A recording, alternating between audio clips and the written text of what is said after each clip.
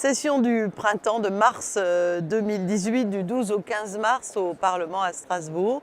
Une quinzaine, un peu moins de 15 dossiers à l'ordre du jour, dont certains, comme d'habitude, sont classiques et d'autres un peu nouveaux. Premier élément, le débat sur l'avenir de l'Europe où nous avons invité le Premier ministre portugais, António Costa, à venir débattre avec le Parlement européen des éléments qu'il considère comme stratégiques et prioritaires pour l'avenir de l'Europe. Puis nous parlerons Brexit avec notamment la résolution présentée par plusieurs collègues, mais surtout conduite par Guy Verhofstadt sur les relations futures à organiser entre l'Union européenne et le Royaume-Uni. Nous aurons aussi un débat compliqué, pas seulement parce que la matière est technique, mais compliqué politiquement sur le futur cadre financier pluriannuel, c'est-à-dire sur le budget de l'Union européenne après 2020, avec la description à travers ce document évidemment Princeps des ambitions européennes pour après les élections de 2019. Donc compliqué parce que c'est quand même un peu difficile de dessiner les contours de l'instrument financier de la future Assemblée issue des élections européennes de 2019.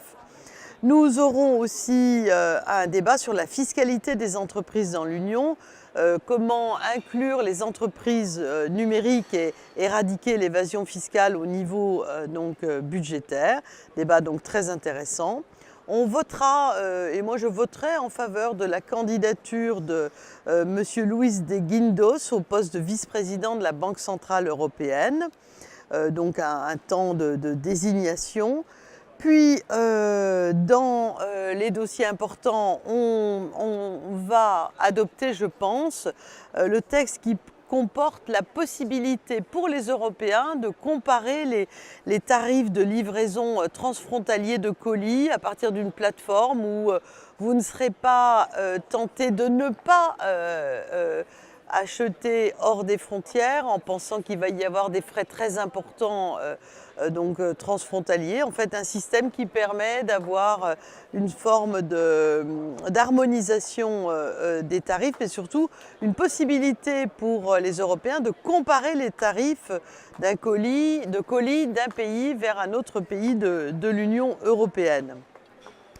Nous parlerons aussi des régions les plus pauvres de l'Union européenne avec donc des stratégies sur mesure en termes de financement. Et enfin, nous parlerons de cette fameuse guerre commerciale que le président Trump, le président des États-Unis, tente de faire débuter avec l'Union européenne. On peut dire que dans toutes les guerres commerciales, il n'y a que des perdants. En tous les cas, l'Union européenne ne compte pas regarder les trains passer face à cette attaque, notamment sur l'acier. Il y a des réponses à apporter, pas des réponses qui apporteraient ou qui entraîneraient un appauvrissement social des travailleurs dans ces filières-là, mais des réponses qui, en passant par l'innovation et la recherche, permettraient d'être bien plus compétitifs que nos compétiteurs. Donc cette guerre commerciale, nous aurons évidemment l'occasion d'en reparler.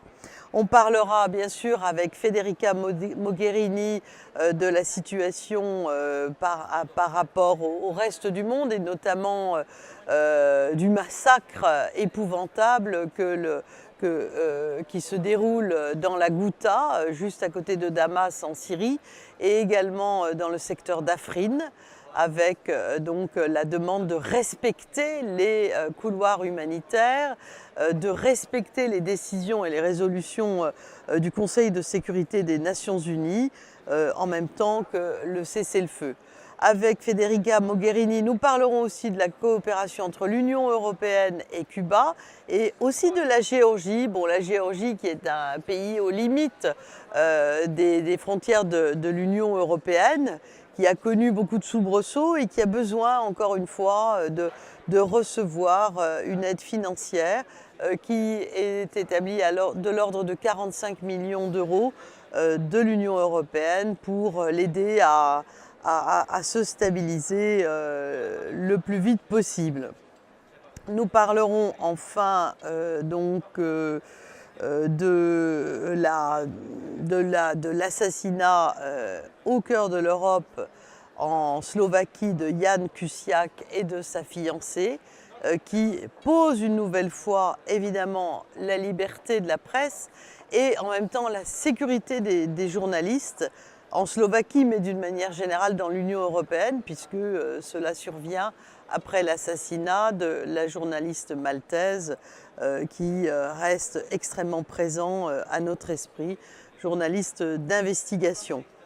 Nous parlerons organisation un petit peu des choix qui sont faits au niveau de la Commission européenne, parce qu'une question a été posée concernant la nomination du plus haut fonctionnaire qui dirige 32 000 employés à la Commission européenne, donc de Martin Selmayr. Donc c'est un peu anecdotique, mais c'est inscrit à l'ordre du jour, donc c'est la raison pour laquelle je l'évoque devant vous.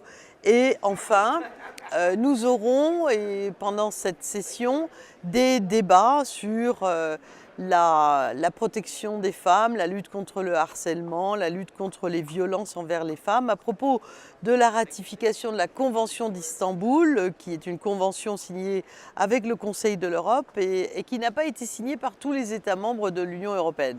La France, mon pays, l'a fait, mais il y a encore un certain nombre de pays qui donc devraient le faire et on les exhortera à travers une résolution.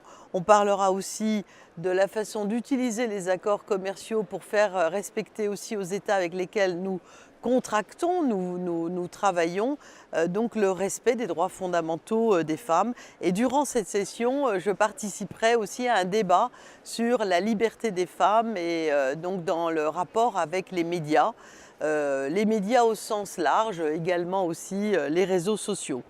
Enfin, il y aura un point sur la relocalisation après les effets du Brexit de l'Agence européenne du médicament qui était à Londres et qui devrait être relocalisée à Amsterdam, avec une décision qui permette de mettre en œuvre cette volonté de la remettre donc, dans le giron des autres États membres. Voilà en gros la quinzaine de rapports à l'ordre du jour de cette session de printemps 2018.